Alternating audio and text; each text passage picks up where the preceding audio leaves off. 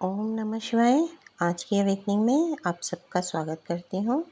आज हम बात करेंगे ब्रह्मा जी के मानस पुत्र कर्दम ऋषि और मनु के पुत्री देवहूति का विवाह किस प्रकार हुआ।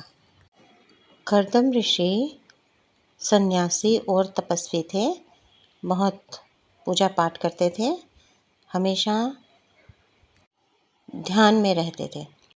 परंतु अपने पिता ब्रह्मा जी के कहने पर उन्होंने देवहूति से विवाह करने के लिए सोचा। अपने पिता की आज्ञा का पालन करते हुए उन्होंने देवहूति से विवाह किया, परंतु उससे पहले उन्होंने मनु शत्रुपा और उनकी पुत्री देवहूति को अपने घर निमंत्रण भेजा। जब ये तीनों कर्दम ऋषि के घर पधारे तब उन्होंने वहाँ 3 आसन लगाए। कर्दम ऋषि द्वारा 3 जो आसन बिछाए थे उनमें एक में मनु, एक में शत्रुपा और एक आसन देवहूति के लिए लगा, परंतु देवहूति उस आसन पर नहीं विराजे, क्योंकि वो सोचने लगे कि ये मेरे होने वाले पति हैं, इनके आसन पर बिछाए हुए पर मैं नहीं बैठ सकती।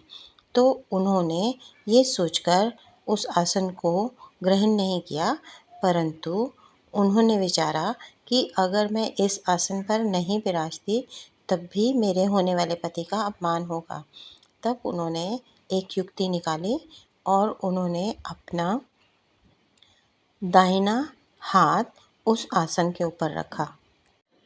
कर्दम ऋषि इस क्रिया को देखकर अति प्रसन्न हुए, क्योंकि उन्हें लगा देवहूति ही मेरे लिए सही जीवन संगिनी और भार्या रहेगी।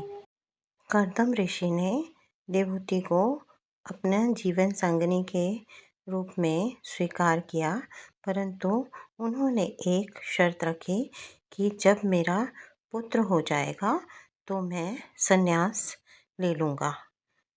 देवहूति और कर्दम ऋषि का विवाह संस्कार किया गया।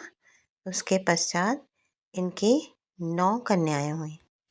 कर्दम ऋषि तपस्वी होने के कारण हमेशा सन्यासी अवस्था में रहते थे, यानी तपस्या करते रहते थे, पूजा आराधना करते थे और देवहूति उनकी सहायिका बनकर उनकी मदद करती थी।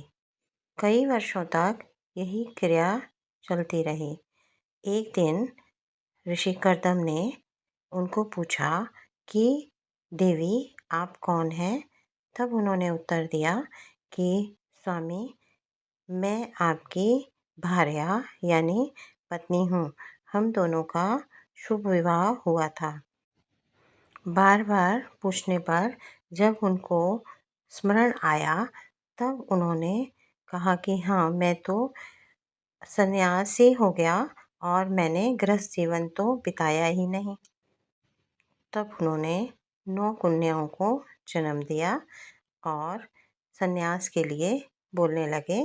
तब उनकी पत्नी देवहूति ने उन्हें स्मरण कराया कि आपने एक पुत्र का वरदान मांगा था कि जब मेरा एक पुत्र होगा तब मैं संन्यास लूँगा।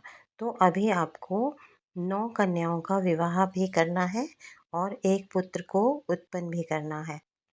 तब से उन्होंने सन्यासी जीवन त्याग कर गृहस्थ जीवन अपनाया और जब उनके पुत्र यानी 5वें अवतार जो कि विष्णु भगवान हुए, कपिल देव भगवान जो कि विष्णु के 5वें अवतार रहे, उन्होंने कर्दम ऋषि को वरदान दिया था कि मैं आपके घर में पुत्र रूप में उत्पन्न होऊंगा।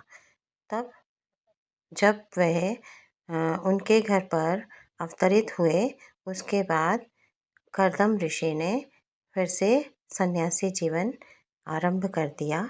आज के लिए इतना ही। मिलते हैं अगली जर्नी में। तब तक के लिए राधे राधे।